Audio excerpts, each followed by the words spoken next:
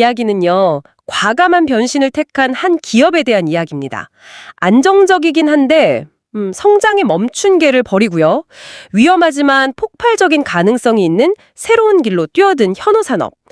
보내주신 자료들을 보니까 실적은 꽤 좋은데 주가는 한때 그 에피오카 같은 테마에 엮여서 완전 롤러코스터를 탔더라고요.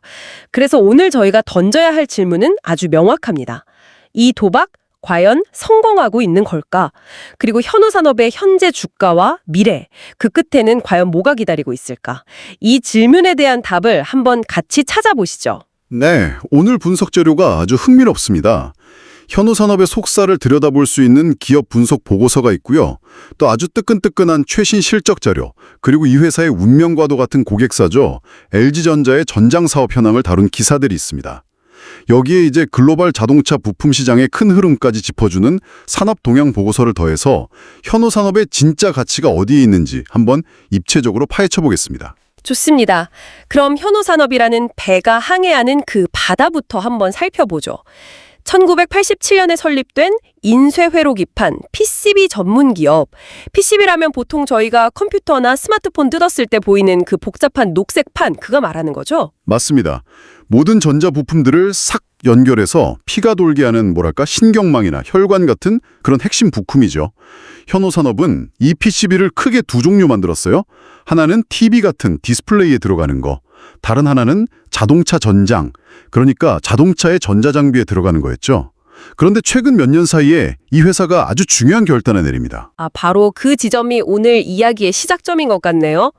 자료를 보니까 의도적으로 사업 포트폴리오를 거의 완전히 뜯어고치고 있어요. TV용 PCB 비중은 확 줄이고 돈이 되는 자동차 전장용 PCB에 거의 모든 힘을 쏟아붓고 있습니다. 실제로 작년 3분기까지 보니까 자동차 전장 부문 매출 비중이 무려 87.5%까지 올라왔더라고요. 네, 그 전년도에 한 78%대였던 거랑 비교하면 엄청난 변화죠. 그쵸. 근데 이걸 단순히 사업 분야를 바꿨다 이렇게 보면 안 됩니다. 이건 생존하고 또 성장하기 위한 아주 영리한 일종의 탈출 전략이었어요. 자료에 나온 것처럼 글로벌 TV 시장은 이미 성장이 멈춘 지 오래거든요. 그쵸. 시장 자체가 정체되어 있으니까. 네.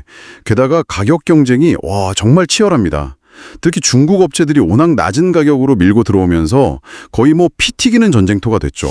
그러니까 단순히 사업을 바꾼 게 아니라 말 그대로 레드오션에서 블루오션으로 배를 갈아탄 거네요.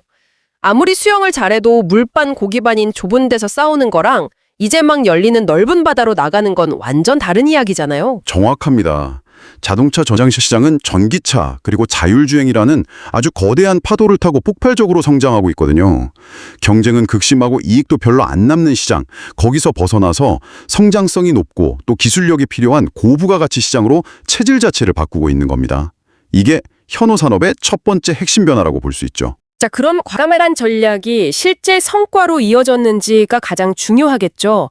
한 기사를 보니까 작년 3분기까지의 누적 영업이익이 그 전년도 같은 기간보다 무려 98%나 급증했다고 나옵니다.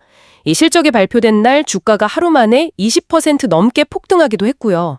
이 정도면 전략이 제대로 먹혔다 이렇게 봐야 하는 거 아닌가요? 98%라는 숫자는 정말 인상적이죠. 투자자분들 입장에서는 환호할 만한 성과고요. 다만 이런 숫자를 볼 때는 항상 한 걸음 뒤에서 전체 그림을 볼 필요가 있어요. 기업 분석 보고서를 보면 2023년 전체 매출은 약 2,373억 원, 영업이익은 139억 원이었고요. 2024년 예상치는 매출 2,580억 원에 영업이익 155억 원 수준입니다. 생각보다는 폭발적이라기보다는. 그렇죠. 꾸준하고 안정적인 성장에 가깝죠. 그 98%라는 숫자는 사실 상대적으로 실적이 좀 부진했던 전년도와 비교하면서 나타난 기저효과도 어느 정도 포함되어 있다. 이걸 감안해야 합니다. 그렇군요. 한순간의 폭발력보다는 꾸준히 계단을 오르는 그런 체력에 가깝다는 말씀이시네요. 그럼에도 불구하고 기업 리서치 센터 보고서에 나온 주가 수익 비율 PER이 7배 수준이라는 점. 이게 쉽게 말해서 이 회사가 1년 버는 돈으로 회사 전체 가격을 회수하는데 7년 걸린다는 의미잖아요. 업계 평균에 비해서 이 기간이 짧으니까 견조한 실적에 비해 주가는 저평가 상태다. 이 분석에 눈길이 확 가더라고요. 바로 그 저평가 분석의 배경에 미래 성장에 대한 기대감이 깔려 있는 겁니다. 그리고 그 기대감을 뒷받침하는 움직임이 또 최근에 있었죠. 기사를 보면 현우산업이 100억 원 규모의 전환사채 CB 발행을 추진하고 있어요. 전환사채 CB요? 채권은 채권인데 나중에 주식으로 바꿀 수 있는 권리가 붙은 거잖아요. 회사 입장에서는 당장 이자를 좀 세게 빌릴 수 있고 투자사 입장에서는 나중에 주가가 오르면 주식으로 바꿔서 큰 수익을 낼 수 있는 그런 구조죠? 맞습니다. 쉽게 말하면 이 회사 미래가 밝아 보이니까 나중에 주주가 될 가능성을 보고 돈을 빌려줄게 이런 개념이에요. 투자자들이 회사의 성장 가능성에 베팅하는 거죠. 더 중요한 건 이 돈을 어디에 쓰느냐인데 바로 베트남 공장 생산 라인 증설에 투입될 예정입니다. 이건 앞으로 쏟아질 자동차 전장 부품 주문을 감당하기 위해서 미리 생산 능력을 키워두겠다는 거거든요. 미래 주문에 대한 자신감의 표현이다. 바로 그겁니다. 알겠습니다. 체질 개선에 성공해서 꾸준한 실적을 내고 있고 미래를 위한 투자금까지 확보했다. 그런데 이 모든 이야기의 배경에는 결국 LG전자라는 거대한 이름이 빠지질 않는 것 같아요. 솔직히 말해서 LG전자 전장 사업이 잘 되느냐 마느냐가 현우산업의 미래를 결정한다.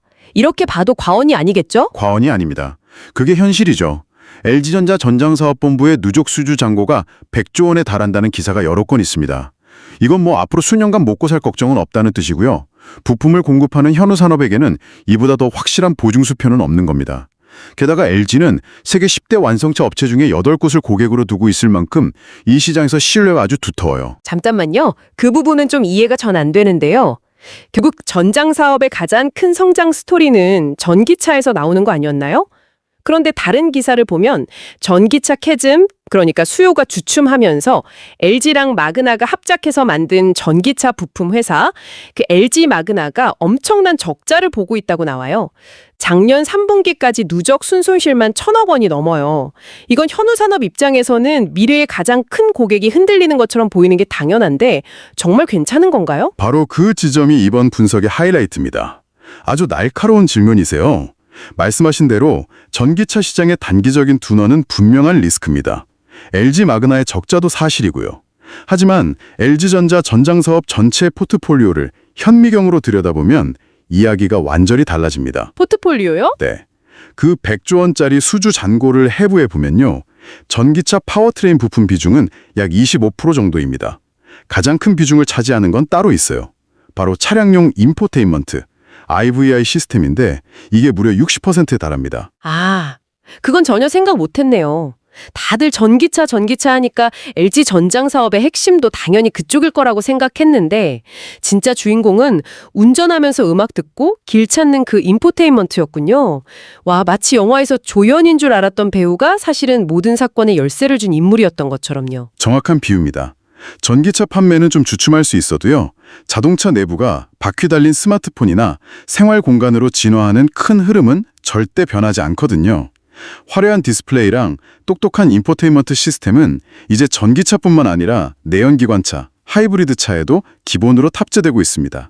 즉, LG전장 사업의 가장 큰 기둥은 전기차 시장의 단기 변동성에 크게 흔들리지 않는다는 거죠. 이게 부품 공급사인 현우산업에게는 아주 튼튼한 방어막이 되어주는 겁니다. 알겠습니다. 가장 큰 리스크라고 생각했던 부분이 오히려 LG의 사업 구조를 보니까 안정장치가 될 수도 있다 이런 말씀이시군요. 하지만 LG에 대한 의존도가 높다는 것 자체가 리스크 아닐까요? 물론입니다. 이건 동전의 양면과 같아요.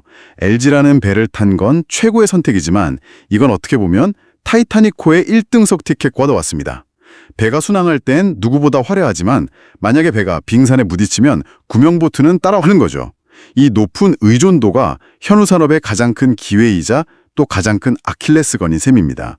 그리고 또 하나의 구조적인 과제도 남아 있습니다. 그게 뭔가요? 바로 글로벌 경쟁입니다. 산업보고서를 보면 한국 자동차 부품 기업들의 평균 영업이익률이 한 3.6% 수준인데 글로벌 경쟁사들은 평균 7.5%에 달해요.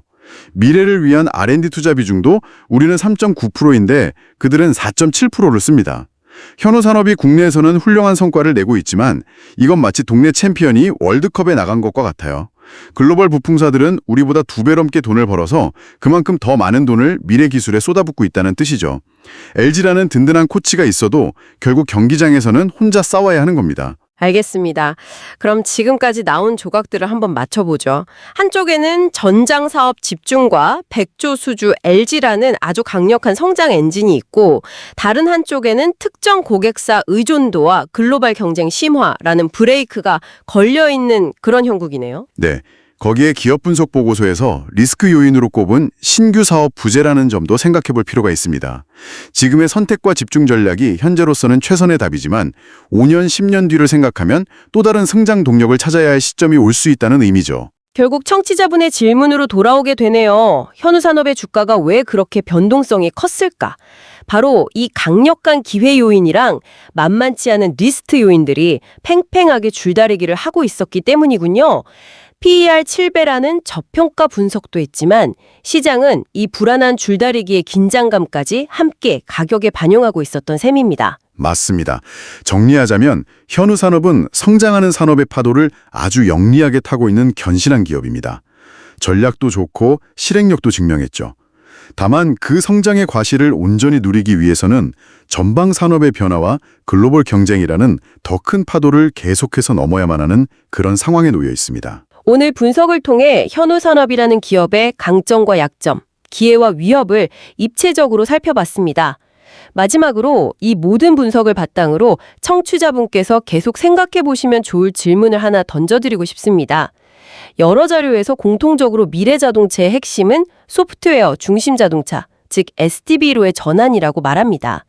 스마트폰이 업데이트만으로 새로운 기능을 얻는 것처럼 자동차의 성능과 기능이 하드웨어가 아닌 소프트웨어로 결정되는 시대를 말하는 거죠. 아주 중요한 포인트입니다. 그렇다면 지금까지 뛰어난 하드웨어, 즉 PCB라는 부품을 만드는 제조 역량으로 성장해온 현우산업이 소프트웨어가 차량의 가치를 결정하는 미래에 어떻게 자신의 가치를 계속 증명해 나갈 수 있을까요? 이 질문에 대한 답을 어떻게 찾아가느냐가 현우산업의 장기적인 주가 흐름을 결정할 가장 중요한 열쇠가 될지도 모르겠습니다.